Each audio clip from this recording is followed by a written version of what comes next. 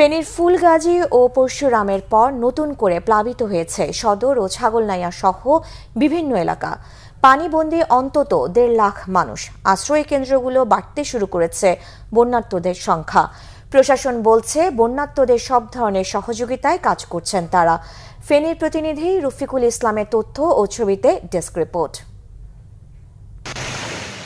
সোমবার ভারত থেকে নেমে আসা পাহাড়ি ঢলে ফেনীর ফুলগাজী ও পরশুরামে ভেঙে যায় বন্যা নিয়ন্ত্রণ বাঁধ। পানি ঢুকতে শুরু করে লোকালয়ে। দুর্ঘটনা এড়াতে বন্ধ করা হয় বিদ্যুৎ সংযোগ।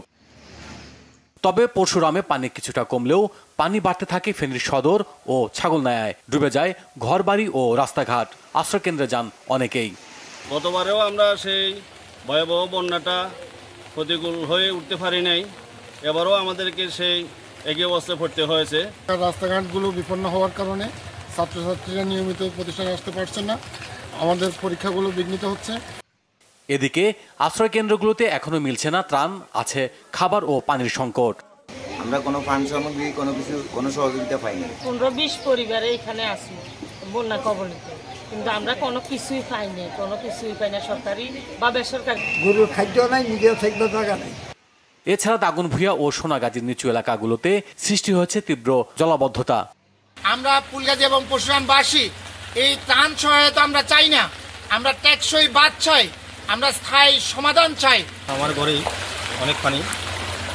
আমার পরিবার নিয়ে আমি আসলে অনেক কষ্টে ছিলাম।